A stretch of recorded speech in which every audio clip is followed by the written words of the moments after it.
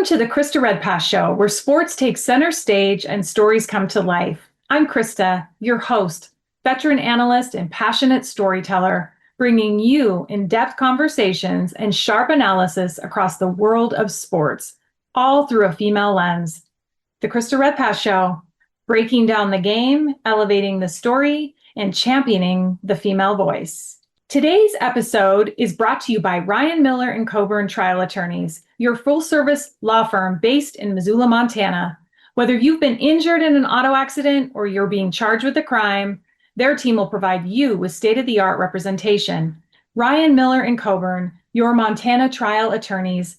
Visit rmcattorneys.com or call 406-542-2233. My guest today is a proven winner on and off the court, from his standout playing days as a Helena High Bengal and Montana State Bobcat to his rise through the coaching ranks.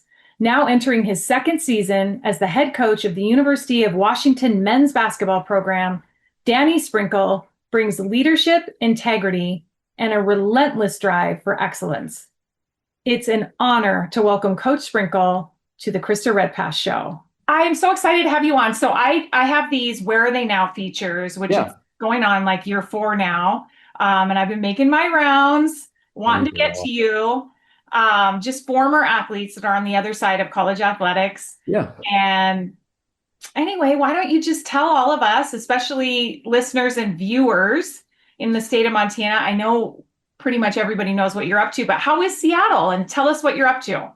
Yeah, obviously been at University of Washington for the past year. It's been here for almost about 15, 16 months now, after 1 year at Utah State, and then obviously previously the 4 years at Montana State.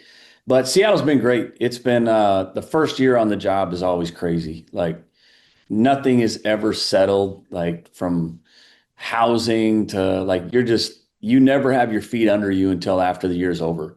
And I'm still actually just now starting to feel like normal. The first 3 months we got here, we had to sign an entirely new roster again, which is a lot harder at the Big Ten level. And there's a lot more factors that go into it. And then I didn't even get into my place until the end of July last year. And I just rented in Kirkland because I didn't have time to go. I literally did not have a day to go look for a house. And so me and the staff were actually another Montana guy, Nick Disley, or his brother, Will Disley. We coached his brother, Nick, at Montana State, but Will was a tight end for the Seahawks, played at University of Washington. He had a house in Kirkland. So me and my staff lived at his house for like the first 3.5 months until we kind of finished up recruiting, and then everybody moved out. And he actually got traded to the Chargers. And so that's why his house was open. And so another good Montana connection to at least give us a place to lay our head and sleep for the first 3.5, 4 months we were here. And but then, this season goes by so fast and recruiting, like there's no time off anymore. I mean, we practiced all summer. University of Washington's a quarter school, which I'd never been to or worked at. And so we don't get done with school until middle of June. And then you have a week off and you go right into summer practice. And so it's a difficult schedule now for athletics, especially men's basketball with the quarter system. But I'll get a week and a half here at the end of August to hopefully get back to Montana for a day or two and enjoy a little vacation time. That's great. Well, it's kind of a little bit full circle for you, being born in Pullman and getting back to the place where your dad played. Do you have any memories of coming back for like alumni events or games or anything when you were a kid? Yeah, I was born in Pullman, but my dad was coaching football at University of Idaho. But in Moscow, they didn't have a hospital, so that was the only hospital was on the campus there at Washington State. But I was so young, and then actually my dad, we went to, I think, University of Montana. He was helping there, and we actually lived in the married student housing there on campus at University of Montana for a couple of years. And then, but the only thing I really remember is always coming back with my best friend, Jeff Foster, our dads. We'd drive out from Helena and go to a football game every year, when we were little. And so always coming to Husky Stadium was always special, and just kind of seeing all my dad's buddies and just being a lifelong Husky, football fan for sure. That's what it is, kind of full circle. And it's kind of crazy to still, every day when I park, walking right by Husky Stadium and seeing the football coaching statues and, the guy who coached my dad, Coach Owens. And like, it's crazy to actually be here now. Do you remember the 1991 team, the national Oh championship? yeah. We would have been about 14. Yeah. But what a team that was. Oh Uh, yeah, I remember all the names. I remember their numbers, all that, and it's crazy to see, even a lot of those players because they'll come back for football games and I'll like meet them and stuff like that, and it's like I'm more in awe of them than like it's crazy just because they were like my heroes growing up. I'm sure like a Steve Ettman. I Oh mean, he yeah, just incredible. Lincoln Kennedy. I mean, I've looked at a few of these yeah, names. Mario Bailey. yep. Just it just seems like I love to hear that they frequent campus and that they come back. Oh, Uh, they do. No, it like all those guys. Like, I mean, there's so many NFL guys that were superstars, but even Lawyer Malloy, and he married a Missoula girl. I think her name was Holly Robinson at the time, maybe. I think her dad, he worked in high school athletics in Missoula too. But yeah, so no, it's crazy. Like all the conversations I have, like something always leads back to Montana somehow, some way. It leads back, which is obviously why Montana is the best place. It is for sure. Well, let's take it. Let's go back to the beginning. Let's talk about your Helena days, Yeah. and your family influence. I know you're very close with your mom and dad and your sisters, and maybe some of like what it was like to grow up in Helena. And I know for me, when I think about Great Falls growing up, I have so many fond childhood memories of maybe shooting hoops in the driveway, the wind blowing a million miles an hour, because that's what it is, Yeah. Great Falls. Yeah. But it's very nostalgic, right? Where we're from and where we grow up. So talk about those days in Helena. Yeah. I mean, it's what made me, like just like you. It's like you get that blue collar work ethic. You see people that are doing things the right way. Everybody cares for each other. The special thing about like Great Falls and Helena at those times was you have the rivalries. It's like the Cat Grizz rivalry, Right, right. CMR Great Falls High, Helena Capital, like, and like that's awesome for a kid. Like you don't realize how like special it is until you get older to be able to have those experiences of the crosstown football game, the crosstown basketball games, and things like that.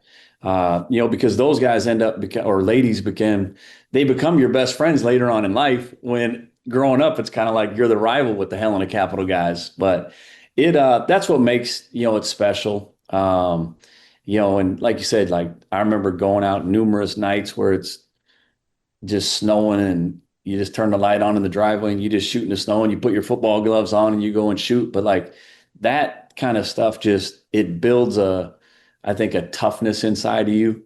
It builds like a work ethic. Like, you're not going to give in, because the work that you put in. And I think that's what, a lot of Montana kids have. And I think that's why a lot of, Montana athletes are successful or they become coaches or businessmen because of the stuff that we went through like growing up, and the community. It's not like growing up in a city. Like everybody's watching out for you, and you always kind of feel that pressure or, when you're doing something wrong and somebody's going to see you and tell your parents, They are. which is great, and, but like I said, that's what makes it so special. And then you talked about obviously my parents having a huge influence on me. My mom being from Butte, her whole family from, Butte and kind of Anaconda area, and my dad from Great Falls. And, obviously my dad being in athletics, working at the high school association, coaching and playing, that was always my hero. Like that's always what drove me, and seeing the relationship he had with guys he coached made me want to coach. But, my mom was always my biggest fan, and she was at every game screaming, yeah, she still is. I mean, I see her on video On Twitter. of our I Husky guess on games. Twitter a little bit now, even. Yeah, and it's awesome because she's just so passionate about it. But she has that Butte toughness too. And and obviously, you know, being a mom and chasing us three kids around, while my dad is coaching and doing that, like, I mean, she was the one, running the house.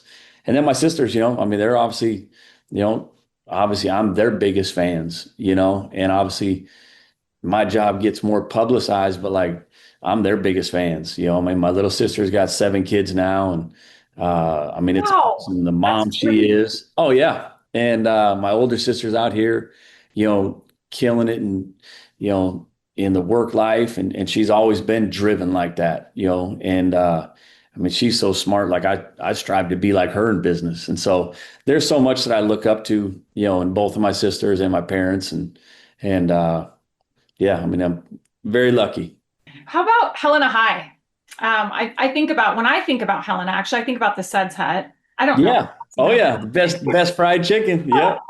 I think about Girls State because I went to Girls State there, but I Yeah. also think about Jim Gross and Carroll College, and I went to Carroll College camp every summer. Absolutely loved Carroll. But you had some pretty influential people in your Helena High years: Steve Keller, Jim Gross. Steve Keller got his starting career in like Opine, Montana, leading the girls team to a state championship there. But I mean, there was a lot of tremendous success for Helena High in those basketball years in the 80s and 90s. No, there was. And like I said, you kind of talked about my heroes in football, but like, some of the players at Helen High, like Chris Boya, that went on to have a great, career at University of Montana. I remember every Sunday we'd go down to even if the gyms weren't open, like we'd go down to the Mormon church where he belonged, and because it was always open. And so we'd go down there and shoot with him and a kid named Brad Cleaves every Sunday for like 3 hours. And so, but like that's where the work ethic comes from too, is like having older guys showing you how to do it. But you talk about Steve Keller, and the impact that he's had on Helena High and on the women's side first, and then he got onto the boys side, and then had a great, he's been an unbelievable coach in college, but Right. he's a basketball junkie. He just lives basketball. And I knew he was going to be tremendous in college too, because he was so far ahead of his time from an offense and defensive standpoint when he was coaching, even in high school. And that's why he was successful wherever he went. And he's still coaching to this day. It's tremendous. His record is 610 and 180 right now for Yeah, losses. That's incredible. And he was inducted into the Montana Coaches Association or Hall of Fame in 2005, but he's just yeah, continued to make his mark wherever he goes. he has. And like I said, I was very fortunate, in high school, you don't get to pick your coaches. It's not like you just like recruiting and you get a pick. Like I was very fortunate to have him, and not just him, like, you know, well, I played JV my freshman year, and Coach Greg Egbert, but even in middle school, guy Bill Kemp, he was the first one to practice us for 2 straight hours, where back then it was like our attention span was about 10 minutes, but he Right. literally made us fight through all 2 hours, and just the stuff I learned even in middle school, at Helena Middle School was, invaluable to stuff I'm doing right now. Well, I think we have to visit about your dad here and this Yeah. Hall of Fame nod that he got just this past June. What a tremendous honor, Danny, for your dad, who gave so much to the state of Montana while serving as the state director for the National Football Foundation. He's just been a pioneer in our state, giving back. But that had to have been a very special moment for you and your family in Billings. It was great, like for us to see him get, recognized just for how much work he's put in. Like I said, like he started the National Football Foundation in Montana. They didn't, as great of athletes and as big as football is in that state, like he's the one that started it because he knew he needed to get the exposure out there for Montana kids. It didn't benefit him at all. Like his playing days were already done, but he Right. wanted to make sure that the coaches got recognized, administrators, media, and most of all, like the athletes in Montana, and just kind of get them on a national, nationally recognized, and like you see it at University of Montana and Montana State. I love watching NFL games now where they say, "Oh, the tackle by so and so from University of Montana." Like, Yes. even though I'm not a Grizzly, like you still have pride in it whenever that word Montana comes up. And to see how many like football and basketball players are playing at really high levels is awesome. But to my dad, like it was awesome to see him and how excited he was.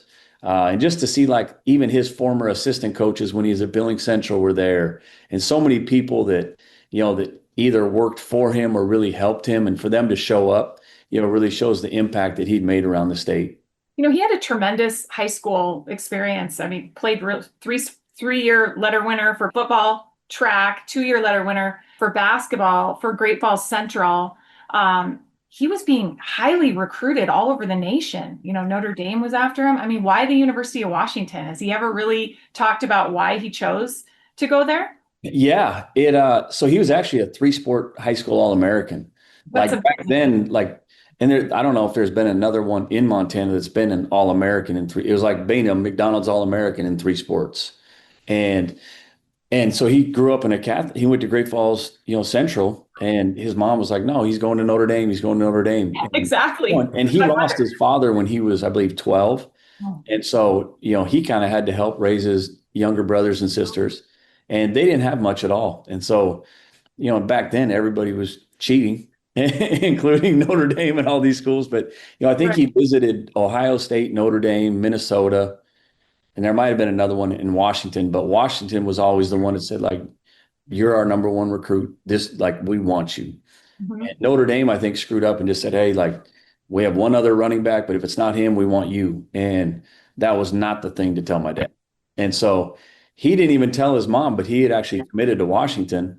And the coaches from Notre Dame still came to the house and did their deal. And she was like, oh, yeah, he's coming. He's coming. And he had to break the news to his mom.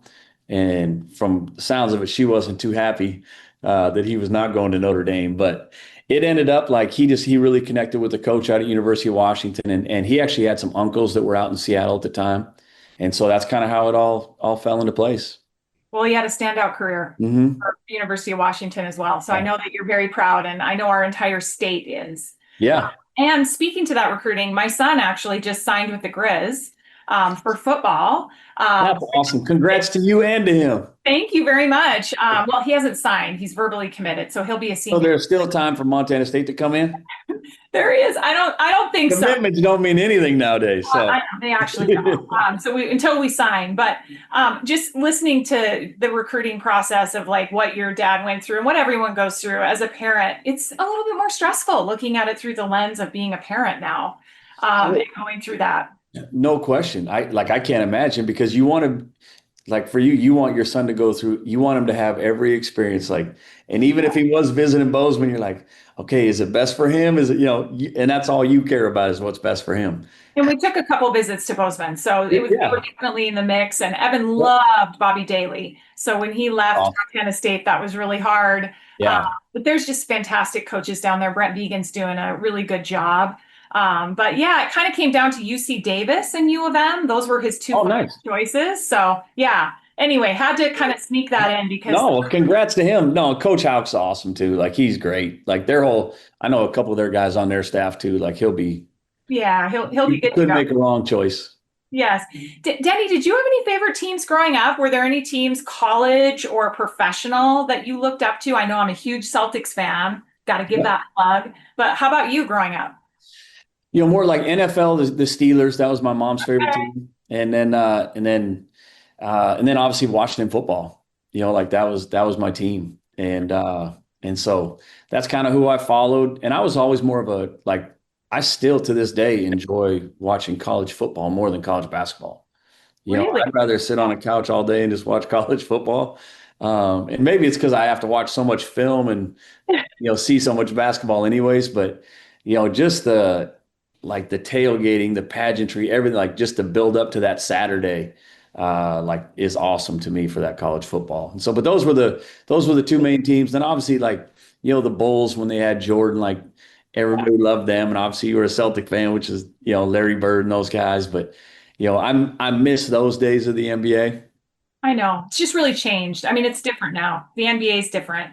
I know for me, I didn't have the women to look up to yet. I mean, now there's Caitlin Clark, there's Angel Reese, there's so many players that girls can look up to. Back then, I mean, I was looking up to the Celtics, and I was watching a lot of my dad's City League games and things like that. But yeah, now it's lots of females have other teams to look up to, but that definitely made me a diehard Celtics fan when I was younger. So. Oh, no question. And like I said, it's watching, the WNBA now is awesome to watch. You see some of the talent, when you watch them in person, I haven't been to a Storm game yet this year, but last year I did. I'm going to make one here in the next week or two. But it's they're so athletic and fast, and the way they shoot the basketball, like it's crazy. When you look at Caitlin Clark and Kelsey Plum, who was a University of Washington alum, like it's, I mean, they're like the elite of the elite. And I'd have a couple of them play on our team if I could. Well, I think it's great. I hope you do get to a Seattle Storm game. I've been following some, but Sue Bird certainly left her legacy in Seattle. Yes. But there is some, I mean, just really good play in the WNBA. And now that the season's a little bit longer, playoffs won't start till September 15th. So Yeah. 44 games. So yeah, I mean, add it to your list of many things you need to do. Well, no, and I love going to it. Like I've been just so busy with recruiting. I haven't even been in Seattle. And so Yeah. now that I'm back here for 3 weeks, like I already have a couple marked on my calendar to get to. Elise Woodard, who does a lot of the announcing. Yes. Yeah, she's been great, like getting us tickets whenever we need, and she's a UW alum, and so it's great. But I'm gonna make it down there here in the next week or two, and go Storm. Today's episode is brought to you by Ryan Miller and Coburn Trial Attorneys, your full-service law firm based in Missoula, Montana. Whether you've been injured in an auto accident or you're being charged with a crime, their team will provide you with state-of-the-art representation. Ryan Miller and Coburn, your Montana trial attorneys. Visit rmcattorneys.com or call 406-542-2233. So Danny, now we got to get into the road to becoming a Bobcat. Yeah. I just want to know about your recruiting process. So why don't you tell me about how you became a Bobcat? Yeah, they started recruiting me hard, probably my sophomore year. Coach Durham, Jerry Olson, Scott Carson were the assistants, and another guy, Jim Shaw, he's still coaching. He's actually at Stanford right now. Okay. They just kind of recruited me the hardest. And really growing up in Montana back then, I didn't play AAU. And so it was hard to get seen. Gonzaga somehow found out about me. So they had recruited me, and, Coach Few was actually an assistant back then. And a guy, Bill Greer, who's an assistant at Colorado. Like I still have like the cards they, send me. I found someone I was moving a couple years ago, and I sent a couple pictures to those guys showing. But other than that, like University of Montana didn't really recruit me. And so Big miss. yeah, Big miss. but that's when, as we get older, you realize like things happen for a reason, like, and things work out the way they're supposed to work out. Even though one of my, great friends and childhood heroes, Chris Boya, was playing for Montana at the time, it just kind of depends on positional needs or who they have at that position that year. And it worked out perfect, because I ended up where I was supposed to be, playing for Coach Durham and Coach Carson and Olson. Like that's where I was supposed to be. And they fit me personality wise. And, if I would have went somewhere else, I probably wouldn't have had the career I had, and I wouldn't be sitting here where I am today on this Zoom. And so, very fortunate. But that was it was pretty easy recruiting process because I didn't have much going on. It's crazy because my situation is parallel. I'm over here going to the Lady Grizz. Yeah. So we're competing against each other, Great Falls High versus Helena High. Yeah. And then you become a Bobcat, I become a Lady Grizz. And Yep. and so that first year, Danny, for you was just tremendous. It is kind of interesting because I'm living it over in Missoula. We're trying to win a championship over here. Yeah. And I'm watching the men and I'm watching you, but it was just a tremendous year as a team, one of the best Bobcat teams ever. I mean, 21-9. You had some amazing games. You entered the starting line. I mean, I didn't actually know if you were going to play. So I think that's one question. Yeah. After the blue and gold scrimmage, you scored really well. And I know there was a conversation that you and your coach and your dad had about potentially redshirting. And they didn't want to redshirt you, but you kind of did. Yeah, because I actually had like a slight knee surgery like right before my senior high school. And I was only 153 pounds like when I first got to Montana State. And so I was thin, and then just kind of playing, like the whole thing was like, no, you're going to redshirt your freshman year and that's it. And then we kept playing. And then Nico Harrison, who's the GM of the Dallas Mavericks now, and Adam Leachman and Scott Hattler and some of the seniors, I guess they went and told Coach Durham, they're just like, he's not redshirt. Like, he needs to play. And It worked out great. I mean, obviously, it worked out better than anybody could have imagined, and ended up starting probably 5, 6 games into the year, and was very fortunate as a young freshman to be playing alongside of 5 other like great seniors from Quadre Lawless to Oh boy. and Scott Hatlick.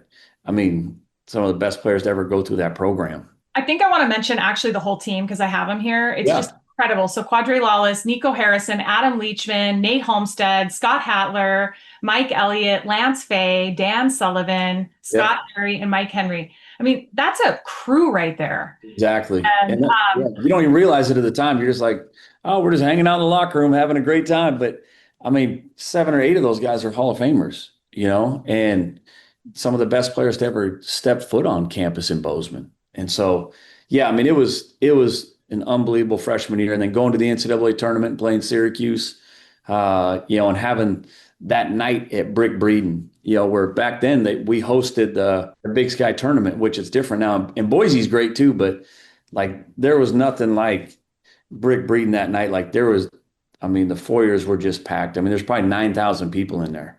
And I mean, it was just rocking on ESPN. And Jay Billis actually did the game. He was a young commentator back in the day, but he actually did the game. And I mean, that's the best night that I've personally experienced. Even coaching teams, the championship, all that, but like it's something different to be a part of it. that whole run that you had, I mean, when I take a look at that season, I mean, you had nice wins against Gonzaga and Butler at home. At the time, Gonzaga was on the scene. It's kind of interesting to hear your recruiting background with them. They were starting to, they made that Cinderella run in 1999. Yep. But also Butler, we hear Butler now, they're a household name after 2010, like Brad Stevens and what he did. But those were really good wins at Worthington Arena.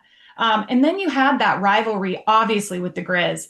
And Weber State, I mean, that year before with Jimmy DeGraffenreid and Ryan Cuff, I mean, those were ballers. And they, just the year previous, upset Michigan State. They were a 14th seed.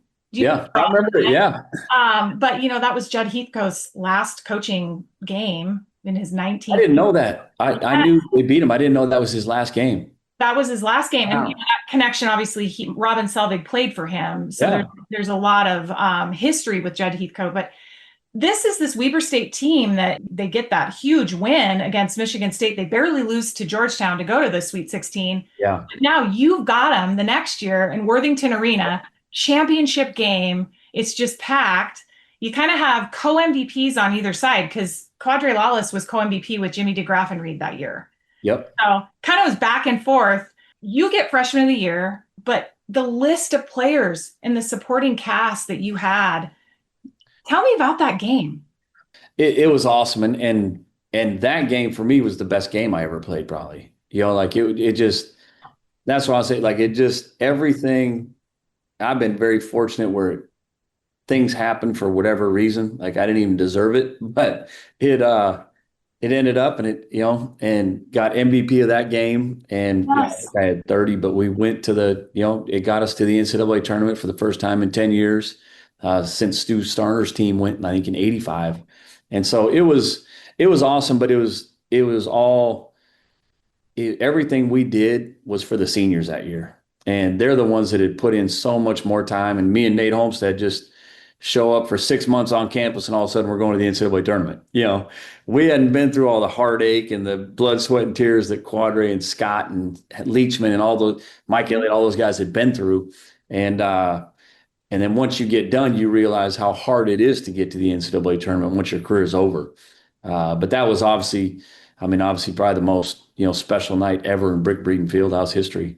Well, and you do talk about the host, the regular season, getting the tournament. You have to earn it. People always say, you had all those tournaments in Missoula. No, we actually had to earn them. Exactly. But playing in front of your home crowd, there is just something about that. And, I've called every tournament since 2015. So I called the first year. My first year was the last year of the regular season host for the women.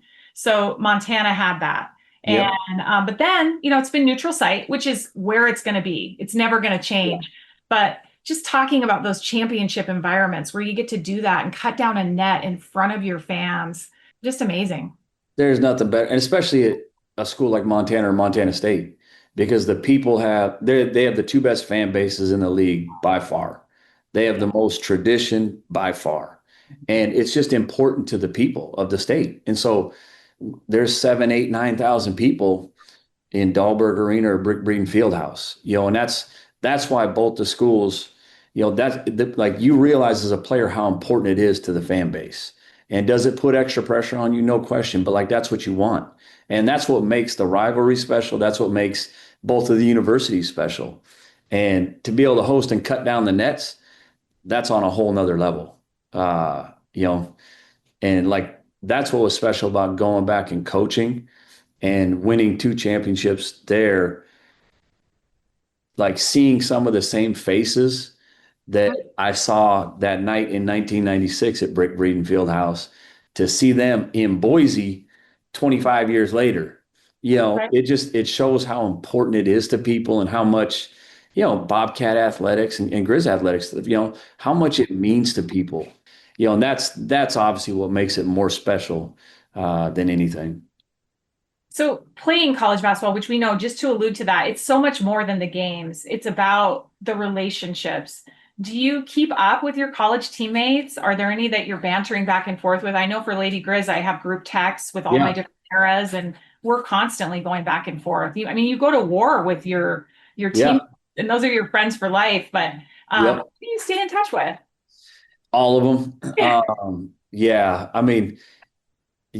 Too, like when you win a championship, like there's a connection like no other. Like our team that won that championship, we have a text thread, and it's at least 3-4 times a week we're all communicating.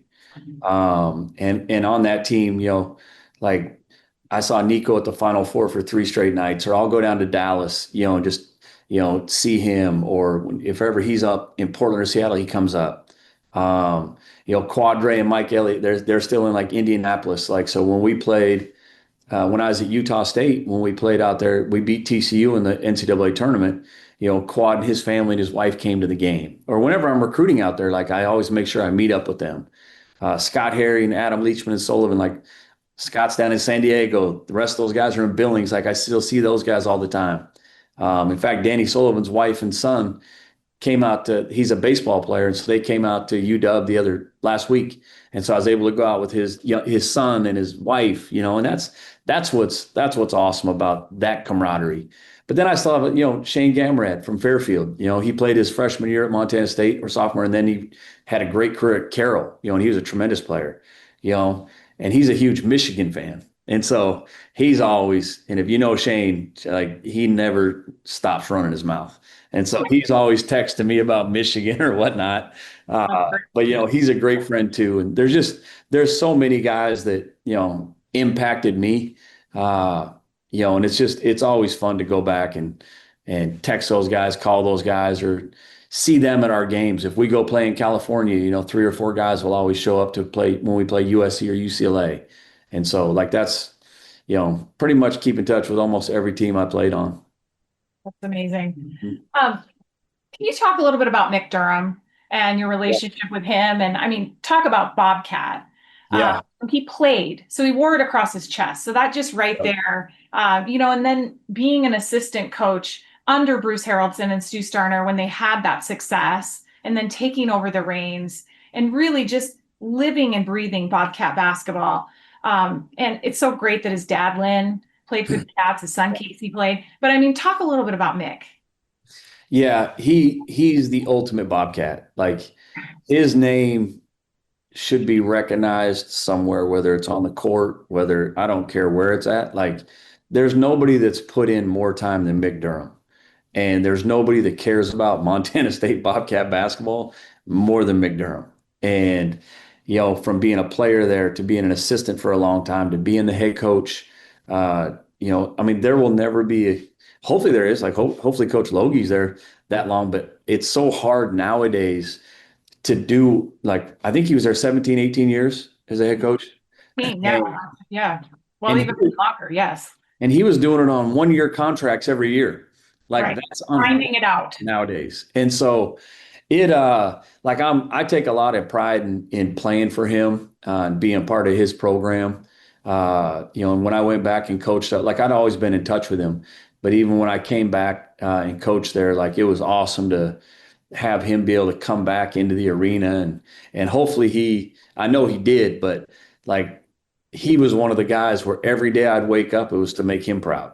Like I knew I felt like an obligation to make him proud. I know how hard he'd worked, and it was my obligation to take care of that, to take care of his seat. And I'd always say it was his seat, because it was. And so, his son still obviously, he had a great career at Montana State too, and he's killing it business wise in Bozeman. But there'll be it's hard to find another Bobcat like McDermott.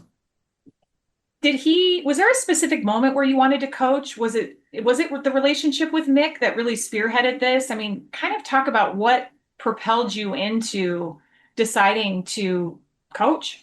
Yeah, mostly mostly my dad, like seeing it because he had coached up until I think I was in eighth grade before he started working with the high school association. And then obviously seeing Mick and Coach Olson and Coach Carson, like I'm not the type, I can't go sit behind a desk. I'm not smart enough to do it. I don't have the patience to do it. Like I got to be up and moving. And so I always knew like once I was done playing, like I knew I'd be involved in athletics. And, I knew probably 95% chance I'd be coaching just because I can't sit still. And just to be able to, hopefully give back some of the stuff that I learned from Coach Durham and Coach Carson, Coach Olson, and, all the coaches who Coach Keller. And so, I pretty much had it made up in my mind pretty much even before college was over that I was going to be a coach. So you've talked obviously about your dad being your biggest mentor, but Brad Hughes, Bobby Braswell, Dedrick Taylor, Yep. they've all been mentioned. Can you talk just a little bit about getting your start? I know that 2000 Cal State Northridge is where you ended up getting your coaching start. Can you talk a little bit about that journey? Yeah. I ran in, it was the year after I got done playing, I had to finish up my student teaching. So I came back that spring and finished up and got my degree. And so I was at a couple of the Bobcat games, and one of them was against Cal State Northridge. So I ran into Coach Braswell in the hallway after the game. Mm-hmm. And he was like, well, what do you want to do when when you get your degree? And I was like, well, I want to coach. And he's like, well, hey, call me, this summer. And if I ever have anything, we'll see what we can work out.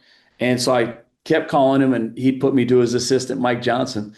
And basically just me and Mike talked every day. And it was kind of a fluke deal. They had their director of operations now, but it was a grad assistant basically, leave in July. And so I literally just packed up my car and just drove from Helena and went down there the end of August. And all I got was a meal card with like 15 meals a week. And they gave me a dorm room right across the street from campus. And so, but like when I look back on it, like that's the year that like shaped me the most as a coach. I mean, you're counting the shirts that you're going to hand out, the practice gear, the socks, like the shoes. Like I had to order, like you're doing all the grunt work. And back then you're doing video with just the VHS tapes recording and calling around big VCRs and things. Yeah. You had like 10 VCRs stacked up, and you're hitting pause and play, and you're there all day and night. It wasn't near as efficient as it is now. But that's, Coach Braswell was, huge for me because like being so detail oriented, he would literally hold up the practice plan that I'd have to type up, and he'd hold it up to the light. And if it was any indentation off, or God forbid, there's a misspelling on there. Oh yeah. But it was great because that's how detailed we had to be with everything at Northridge in order for us to function and have success. And not just in Northridge, like in anywhere. And I've really taken that to heart since then. Like I still do the same practice plan. A lot of the same format that we did there.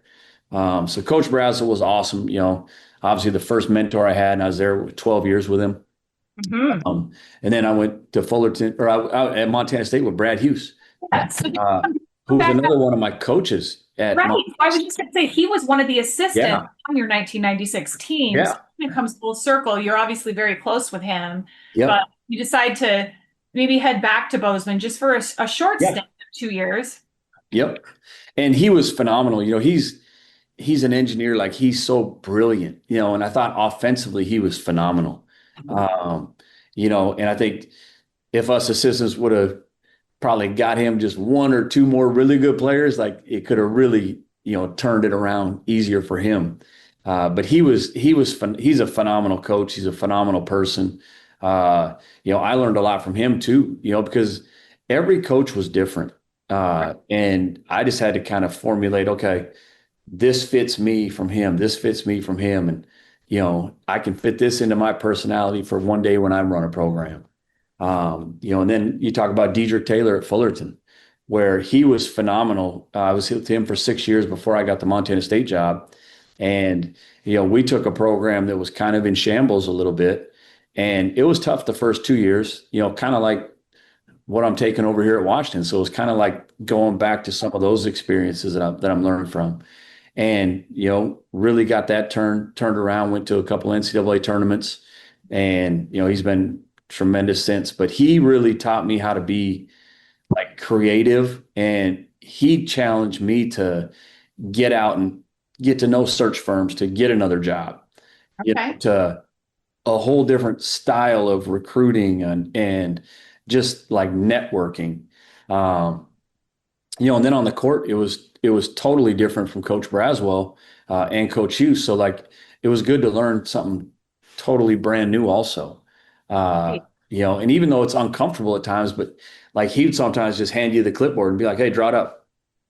And you'd be in the middle of the timeout, like, all right. And then you're just like, man, I hope this works. Because as an assistant, you always got all the answers. It's like, oh, every assistant's got all the answers. And then all of a sudden, when it doesn't work, oh, that's not my win or loss on my record, or that's not my failed play. It's like, no, it's all of our, but like he gave all of us assistants, he made us think like head coaches, and always told us to be the head coach of your responsibility, whether it was offense, like special situations, like be the head coach of it and own it. And he always had our back, even when things didn't go well. So, I learned a lot from him. And obviously he's, one of my closest friends, even to this day. But yeah, those were my, kind of, main mentors, along with obviously my dad and Coach Durham and guys that I didn't coach with, but, still had an impact on me. All right, now we got to talk about your Montana State years and just the success that you had, coming back to Bozeman. And I remember when that job opened, and I remember texting you like, Danny, you have to come back. Yep. But what a journey for you. And you put together some incredible teams, made some great runs, obviously really solidified yourself in the history books of Montana State. But can you talk about that whirlwind of coming back to Bozeman and what it was like to build your championship teams? Yeah, it was it was a challenge. Like even I still remember like going through the interview like it was yesterday. And I had nothing to sell. I'd never been a head coach. And I knew there were some great coaches trying to get the job. But I knew like nobody, kind of like Mick Durham, like nobody loved Montana State and had as much passion for Montana State as I did. And I knew that place inside and out. I knew what the Big Sky was about. I knew what we had to do to get to the top of it. Now it's another thing to get the players and to get to the top of it, but I knew what it was going to take and how much work it was going to take. And so it, luckily, for me, Leon Costello, who is a phenomenal AD, he's the best. And then obviously Waded Cruzado, who I don't know the new president, but I feel bad for him because you can't replace her. There's absolutely nothing you can do. Just do your best. She's one of one. And you see the impact she's had on Bozeman and Montana State. Like she completely changed the whole university and the city of Bozeman, in her 15 or however many years there. And so, I was very fortunate that, to work with those two as my first job, to have an unbelievable AD and president that were so supportive. But then it was kind of rolling our sleeves up and getting to work. We got very fortunate with our first recruiting class. Like the first couple of days I got on the job, getting Xavier Bishop, who I was friends with his coach at Missouri, Kansas City, Kareem Richardson, who basically just hand delivered him to me. He had other bigger schools on him and he came, and back then you had to sit out. And so, but I remember we're just sitting, just me and him in my office. And he's just like, Coach, where do I sign? And I was like, you're coming? He's like, yeah. So that's literally how we got him. And then obviously Jabril Bello, my assistant, Chris Haslam, Mhm. Had Jabril Bello, who, to this day is still one of the best big guys to ever play in the Big Sky. Amin Adamu. We had so many guys come in that first year that really was the core of those first 3 to 4 years, Mhm. and, the pride that, the toughness and pride that I wanted to instill in them, they still have it to this day.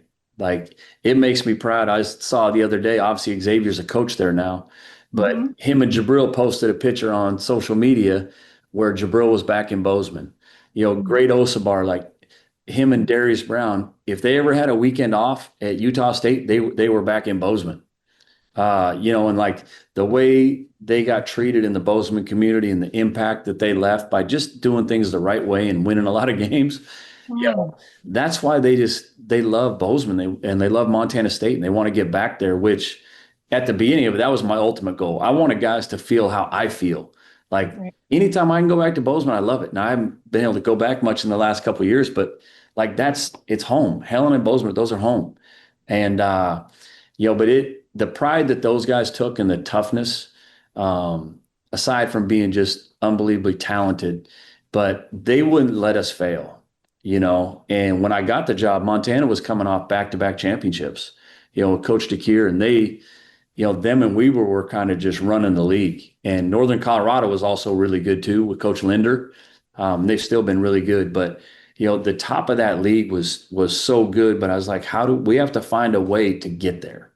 And Montana State hadn't been known as a defensive team in a while, and I wasn't known as a defensive player. And so I knew, like, in order to get to the Big Sky, like we had to rebound and defend. And so the first summer we didn't bring out a basketball. Like we just literally were doing toughness stuff and basically just fighting each other because I knew that's what it was going to take. And so, but the guys bought into it. And then I thought we recruited at a really high level.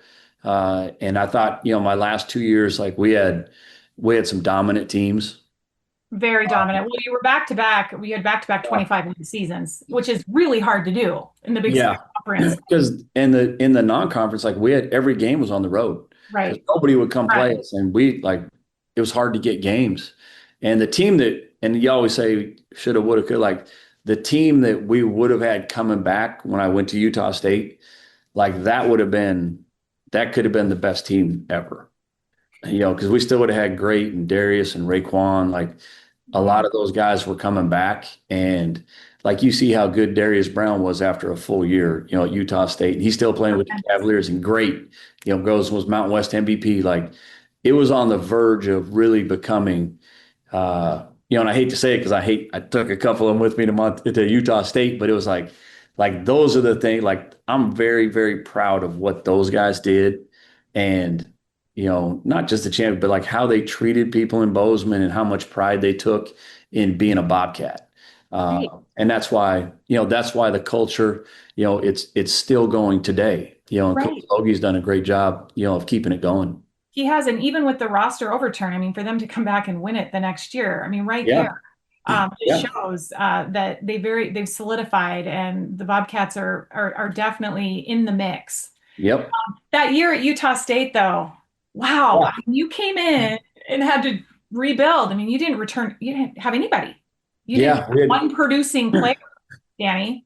Yeah. I think we had like one basket. Our kid, non-scholarship, but Landon Brenchley, great kid. Like he had scored a basket the year before, so like we had like 0.005 points returning. But I have to give a lot of credit, to my staff too. Like, we had recruited some players that we had recruited to Montana State that were back in the transfer portal, so we had a connection with them. From Josh Aduje, guys like that were very good players. Then obviously, Darius and Great were phenomenal. They just were. And, but that team, like how quickly they came together, was unbelievable. It really was. And to win, I think 27 or 28 games that year and to win a game in the NCAA tournament, as storied as the program is at Utah State, they hadn't won a game in the NCAA tournament in 20 some years, maybe longer than that. And Right. so for us to go do that in year one was special because those fans, like they're unbelievable. Like the Spectrum in Utah State, like that place, like I miss it. Like it's electric. I mean, it's got to be one of the top five venues in the country. And how much pride like their student section and their fans have in Aggie basketball. Like there's not many schools that are still just basketball schools. Like Duke is a basketball school, but there's not many, and like Villanova, the Big East, those are, but other than that, Utah State, that's a basketball school. Football can be going on, they don't care. Like they're ready for basketball season. And it was a blast to coach there. It was an honor to coach there. And obviously Stu Morrill, who's a former, Grizzly, Mhm. I mean, he's kind of like Mick Durham, like he had put in all that work, and to be able to get to know him and kind of sit in his chair and represent him for a year was an honor. Well, you go from being picked ninth Yeah. to getting to the NCAA tournament and then defeating TCU in the first round, snapping like a 10-game losing streak and securing your first tournament victory since 2001. I mean, Yeah. that right there, it's just so impressive. It was awesome, and to see how many like fans came out to Indianapolis to watch that game, and for us to beat TCU, and then, you know, we just got a bad draw, to be honest with you, because then we ran into Purdue Yeah. when they had Big Zach Edey. We played them in Indiana, so it was like 18,000 Purdue fans, and we had like 300 Utah State fans behind our bench. But it was an awesome year, and just a phenomenal experience, and like I said, those fans, they deserved every bit of that. I love it. Well, now you're coaching at one of the premier universities in the nation. You finished your first season, before you essentially had your three championship wins, two at Montana State, one at Utah State. But how much of this, Danny, is taking the same approach versus what do you have to approach differently as you try to make your mark in the Big Ten? Yeah, I think, I have to take a little bit of a different approach, especially than I did at Montana State. Mhm. It's just a different time. Mhm. And, with the transfer portal and, the NIL and the revenue sharing, like it's different. And it's not just for here. Every coach in the country is dealing with it. The players, it's hard on the players too. Right. I mean, everybody, we always say, oh, the players, they're getting everything they like. They are, but it's also like a different pressure too. When you're getting paid to play now, it's like, even if they act like it's not affecting them, like they're still human. They Right. still feel like they have to live up to a certain expectation. And, and it's hard because we can tell them like, no, I just need you to relax and play. Like, just be you. Everybody in the country is getting paid now. Like, just go be you and have fun, enjoy it. But it's different because it is present. And they're still 18 to 22 years old. So it, The formative years, you don't know. They're formative years, but you're still trying to yeah. figure out life. Yeah. And some of them are getting pressured from family. Mhm. Like, okay, yeah, they're getting paid. And yeah, the family's trying to take all your money, or like your parents won't talk to you. Like, there's a lot of stuff that people don't talk about, that makes it really hard on some of these kids nowadays. And so it is a different time, and you have to, you still have to coach them hard, and you got to be demanding, but you also have to understand kind of the circumstances that they may be going through. But at the end of the day, like, we're here to win, and we're trying to win in the Big Ten level, which is unbelievably hard to win even one game. And Oh so boy. it has changed. The recruiting is always recruiting, but it is a lot more cutthroat at this level. Uh, Mhm. like, it's cutthroat's probably the best word. It's not fun at times. How do you maneuver through that though? Like booster involvement, revenue sharing, high value deals, all of these things. I mean, anytime you do bring a new player on, it's strategic in that it's a big financial investment, or a liability. I mean, you got to Yeah. really vet. And it's almost like, our college now is it's becoming the professional game. And so some of that, it's like managing these egos or managing the grandparents and the advisors. I mean, how challenging is that, Danny? Yeah, it's very hard, because pretty much for any one player, like, you used to always have to talk to like a trainer, or a parent or a high school coach, where now, I mean, there's like eight people that you got to talk to for every person you're recruiting. Right. I mean, they'll have two trainers, they'll have an agent, they'll have an uncle, a grandma. Like, there's so many people now, like, there's not enough time to reach out to every single one of them all the time. Yeah. but they all need to be touched because you got to fill up everybody's bucket to make sure everybody's happy. And that's probably the most exhausting thing is it's you wish you could just deal just solely with the student athlete and the parents or whatnot. But it's not that time. And so Right. it's like you mentioned, it's professional sports. People can say whatever they want. It's pro sports. Like these kids are they're getting paid a lot of money, and they're bringing in a lot of revenue. Like they're bringing in a lot of money too. And so, you know, the quicker everybody just accepts that it is what it is. And 5 years from now, we're going to look back and be like, probably, man, I can't believe they weren't getting paid like this forever. Like it'll become normal, where right now it's very uncomfortable for everybody.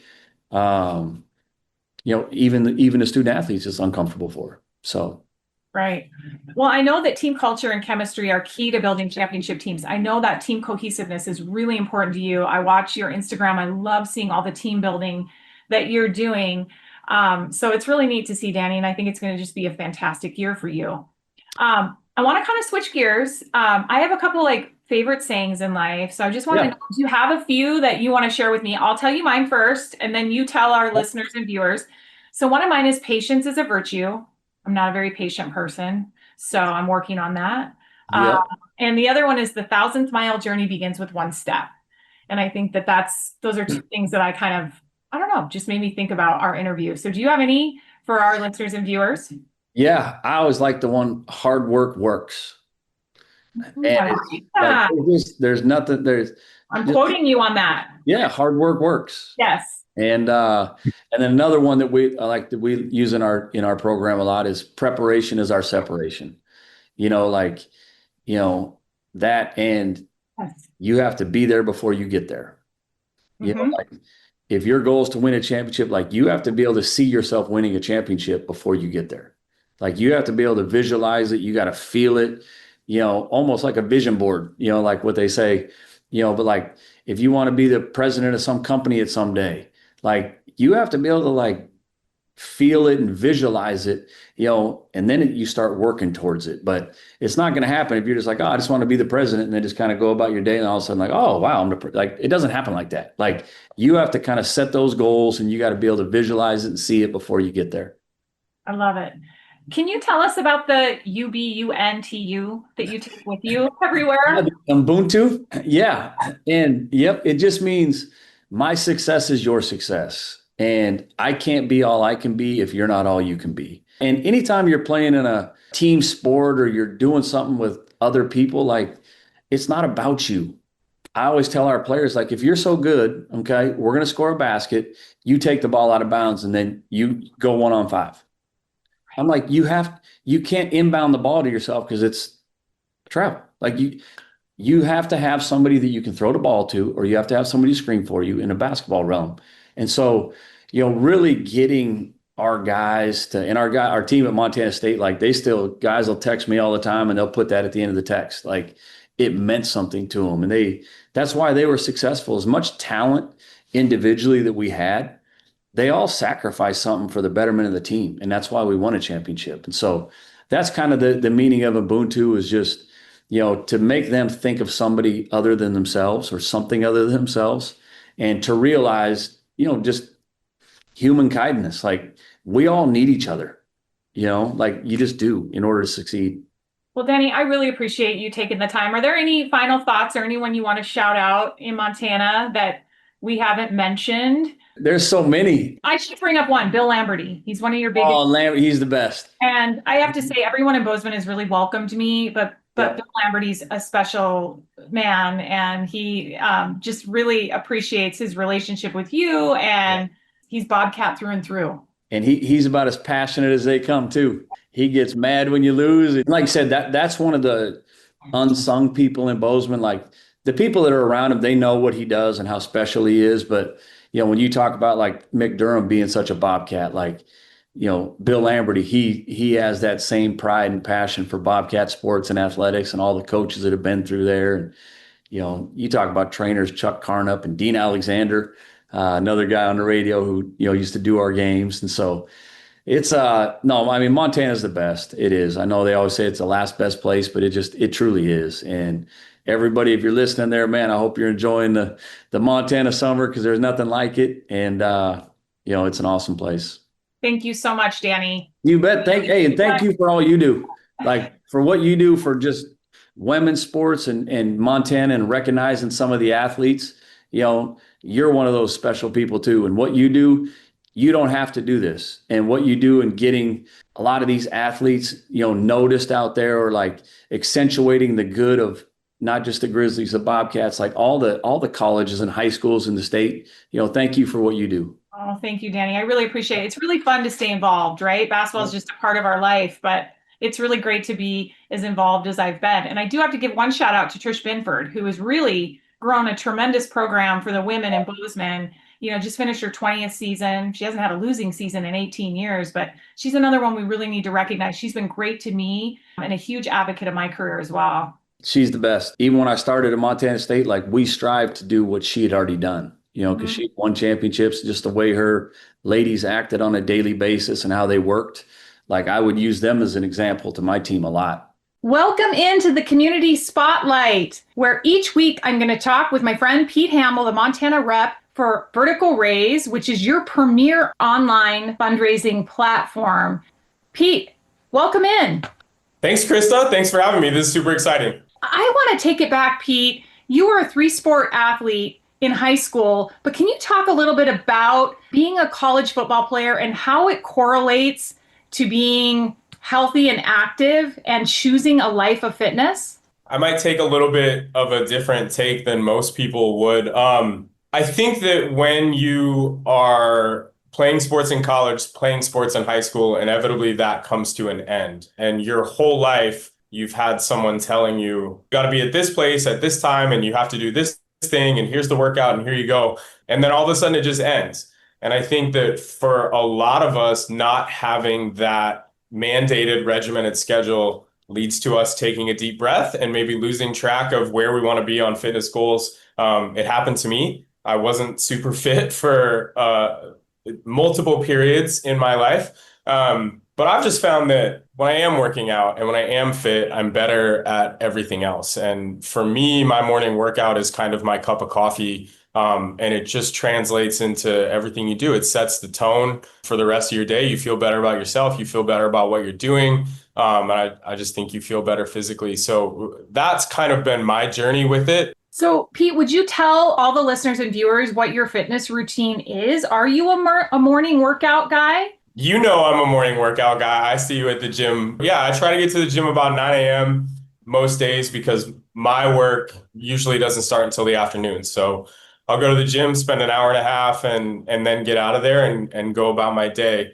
And then when I've got time, I also, since I moved back to Missoula, have fallen back in love with riding my mountain bike. So when I have time, I like to get on the bike and get up in the mountains. Isn't it amazing around the Missoula community? And that was going to be my next question, is how do you enjoy recreating in Missoula? I like to just go up the M or hit the River's Edge Trail, but Missoula definitely has so many ways that you can take advantage of recreation.